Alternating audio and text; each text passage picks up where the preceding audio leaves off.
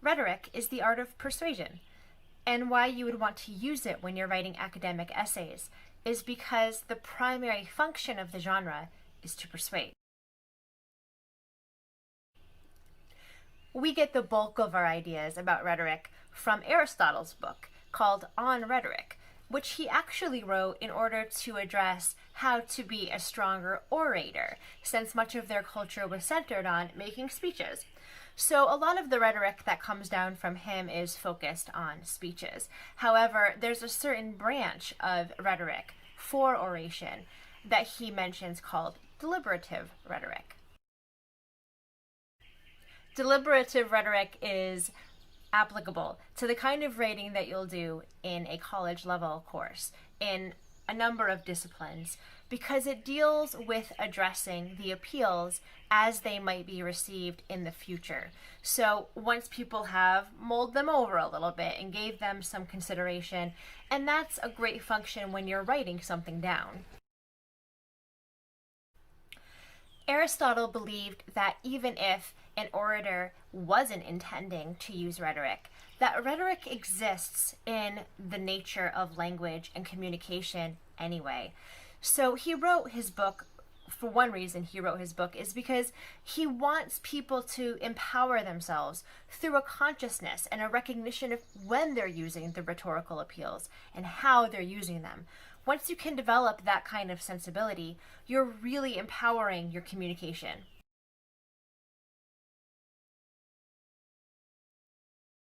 There are actually quite a few appeals in Aristotle's vision of rhetoric. But there are three primary appeals that are used most consistently when students are being taught how to compose academic writing at the college level. And we're going to review those today. Those are ethos, pathos, and logos.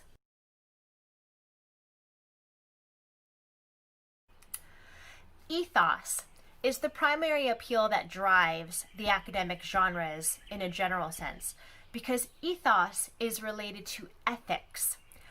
When a writer uses the appeal of ethos in her writing, she's doing it in order to reveal her values, her beliefs, her judgments.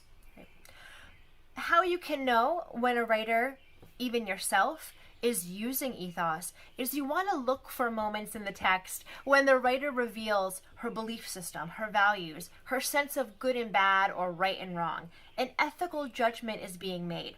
When we think about arguments, for example, or thesis statements, we're actually talking about ethos. So first and foremost, ethos is the appeal to these things. Secondly, ethos is also involved in the idea of credibility. However, I tend to think that nobody would seem credible if they just came at you with ethos.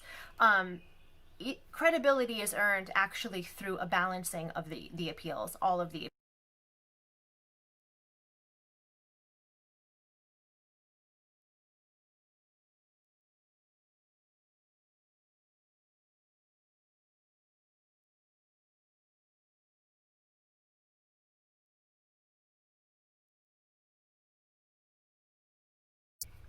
Logos is the rhetorical sensibility that appeals to your mind. So when you're making a speech or you're writing an essay and you want to appeal to somebody's sense of logicalness, you're using logos. That can appear as facts, it can appear as reasoning, as statistics, as cultural examples. Logos can take many, many forms, but when you find yourself reaching out to your audience through an appeal to the mind, you're working with logos.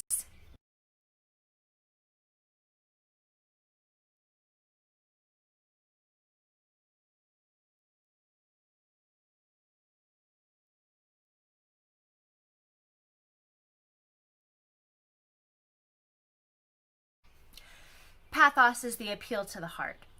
So whenever you're engaging the emotions, you're using ideas that are going to engage your reader's sense of delight or fear or bullying, belittling, or enthusiasm.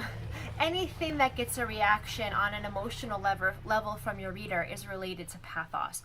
You could tell a personal story or make a colorful illustration or depict something using a lot of imagery.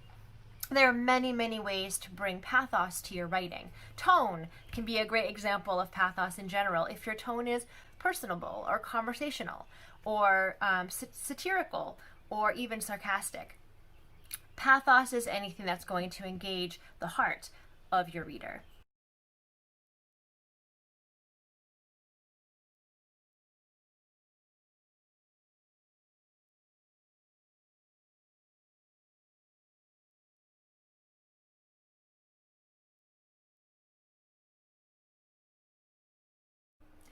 The thing about the appeals of rhetoric is that they don't occur in a vacuum.